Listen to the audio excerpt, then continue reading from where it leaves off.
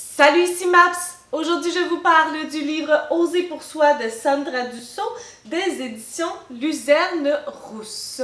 Donc, dans ce livre, nous allons suivre deux personnages, Suki et Cédric, qui sont en train de terminer leur secondaire, donc sont à la fin de leur secondaire 5. Ils sont deux personnages, somme toute, qui semblent assez différents. Donc, Cédric vit dans un quartier aisé, a beaucoup d'argent, ses parents ont des emplois assez importants et ils ont beaucoup d'argent aussi, ce qui fait en sorte qu'ils peuvent en donner à Cédric. Donc, il est dans un milieu assez facile pour avoir accès à beaucoup de choses, avoir accès à des voyages, avoir accès à du matériel. Et aussi, il est dans la catégorie des personnes populaires de son école, entre autres parce qu'il est très sportif et qu'il sort avec une fille incroyable. De l'autre côté, nous avons Suki, qui est cambodgienne, qui a des couleurs de cheveux complètement éclatées. Sa mère, elle est coiffeuse, donc parfois elle arrive avec des cheveux mauves, des cheveux verts, différentes teintes. Donc elle est vraiment elle est capable d'être extravagante aussi dans ses vêtements. Elle est assez seule à l'école. Sa maman n'a pas beaucoup d'argent, donc ils ont une toute petite maison, puis elles vivent ensemble, juste Suki et sa maman. Donc c'est vraiment deux mondes qui semblent assez à l'opposé. Et deux personnes qui semblent être très différentes.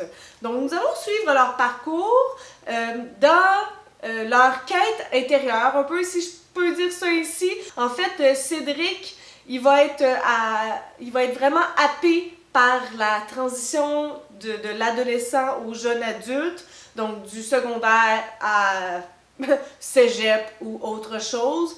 Donc, il va se remettre en question, il va remettre en question le fait qu'il veut prendre en main sa vie, puis qu'un peu tout l'empêche. Sa mère, elle décide tout, sa blonde décide tout, son meilleur ami décide tout pour lui, puis lui, qu'est-ce qu'il décide?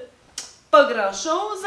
Et Suki, elle, c'est plutôt du niveau familial, donc elle vit avec sa mère, mais elle a toujours eu des questions sur qui est son père, et là, ben, ça peut plus attendre, elle veut savoir, elle veut le découvrir si c'est possible, elle veut le rencontrer. Donc, ils en sont tous les deux à un genre de quête interne. Ça fait le bilan de mon résumé.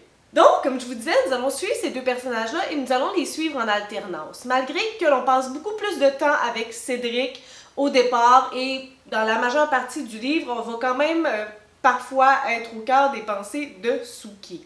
Cédric, c'est quand même un garçon vraiment sympathique, charismatique, qui est là pour ses amis. C'est vraiment une bonne personne, un bon jeune adulte, un bon fin d'adolescent. Donc c'est vraiment un personnage que j'ai adoré suivre. C'est rare qu'il y ait un personnage masculin mis à l'avant, puis ici, seul l'est, même si on suit deux personnes, Suki étant une fille et Cédric est un garçon, on suit majoritairement Cédric, donc c'est vraiment intéressant de le suivre. On vit vraiment aussi toute cette transition de secondaire, cégep, ben, ou secondaire et après. Puis je trouve ça vraiment intéressant parce que c'est une grosse étape que les gens vivent soit avant la transition ou après la transition. Pour lui, ça va se passer avant, donc c'est vraiment la fin du secondaire qui lui fait remettre en doute un peu tout ce qui se passe, qui lui fait vivre, qui lui fait ressentir qu'il a besoin d'avoir les rênes de sa vie. Moi, personnellement, je l'ai vécu plutôt après, donc après le secondaire, lorsque je suis rendue au cégep, on dirait que je découvrais quelque chose d'autre, puis là, j'avais besoin de changer. Mais je trouve ça vraiment intéressant, c'est écrit avec justesse. Même si je suis 10 ans plus vieille que les protagonistes ici, j'ai trouvé que c'était tellement bien écrit puis que je pouvais me retrouver en eux malgré tout. C'était pas comme caricaturé, c'était pas diminué, c'était juste vraiment comme parfaitement honnête, parfaitement vrai, parfaitement ça. Les commentaires des jeunes secondaires entre eux, le jugement, la pression sociale, la pression des parents pour être le meilleur, la pression des autres, tu sais, c'est vraiment parfait. Puis tu sais, aussi Cédric il rentre un peu dans le portrait type du parfait populaire avec la blonde incroyablement belle, mais complètement débile, là, comme j'ai lu une phrase d'elle, puis j'étais comme « Oh my God, c'est une conne contrôlante! » Mais c'est ça, je sais pas comment elle fait. On n'aurait pas été amis au secondaire, ça c'est clair, je peux pas. Donc vraiment Cédric, c'est un personnage vraiment intéressant à suivre. Suki, on la découvre un petit peu moins, on la découvre plus vers la fin parce qu'elle est vraiment dans sa recherche parentale. Donc elle cherche son père, puis ça amène d'autres questionnements. Elle est pas nécessairement dans un besoin de tout sacrer à terre, puis de tout recommencer, puis de prendre les rênes de sa vie. Elle a quand même, elle est... Tu sais, elle a sa personnalité claire, tout ce qui est autour de elle, c'est des choses qu'elle aime. Donc, c'est vraiment pas dans la même lignée qu'elle va aller. Et ce qui est intéressant aussi, c'est que les deux personnages ont vraiment de gros préjugés envers l'autre. Donc, ils vont être obligés de faire un travail ensemble. Mais au préalable, là, on ressent vraiment comme tout ce qui pourrait les éloigner, tout ce qui fait en sorte qu'ils sont si différents. Mais en même temps, comme on voit qu'ils pourraient s'entendre, mais oh mon Dieu, c'est difficile. Puis, ils ont des préjugés envers l'autre, mais c'est aussi ce qu'ils montrent. Tu sais, comme Cédric fait son fendant devant elle, puis elle a fait sa fille comme bête comme ses deux pieds devant lui. C'est comme un feel-good book. C'est un livre, là, puis tu sais, juste avec un titre comme ça, Oser pour soi, puis moi, personnellement, de ce temps-ci, j'ai vraiment besoin d'avoir ce mantra-là, de me dire comme, qu'est-ce que j'aime faire, je garde seulement les choses que j'aime faire, je focus sur le positif, je focus sur ce qui me fait du bien, et ce livre-là, c'est que ça.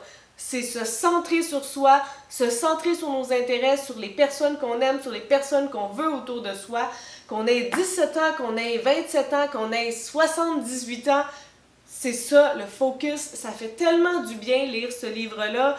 On va partir avec eux à leur rencontre, à la découverte de l'autre, à la rencontre de l'autre, mais aussi comme à la rencontre du monde. Il va y avoir un genre de road trip là-dedans, puis c'est juste comme succulent, c'est merveilleux, c'est bien écrit, c'est magnifique, je n'ai que d'éloges. J'avais besoin de ce livre-là à ce moment-là de ma vie, il est arrivé. C'est rare qu'un livre young adult qui mélange la romance me fasse autant d'effets, mais tu sais, regardez ça, la couverture, c'est clair que vous ne pouvez pas être indifférent. Ce livre donne juste envie d'oser pour soi. Si vous avez des suggestions, des critiques, des commentaires, n'hésitez pas à le faire en dessous de ma vidéo. Je publie des vidéos à tous les 3 jours. Si vous aimez cette vidéo, n'hésitez pas à mettre un petit pouce ou à vous inscrire à ma chaîne. Et sur ce, je vous souhaite de bonnes lectures!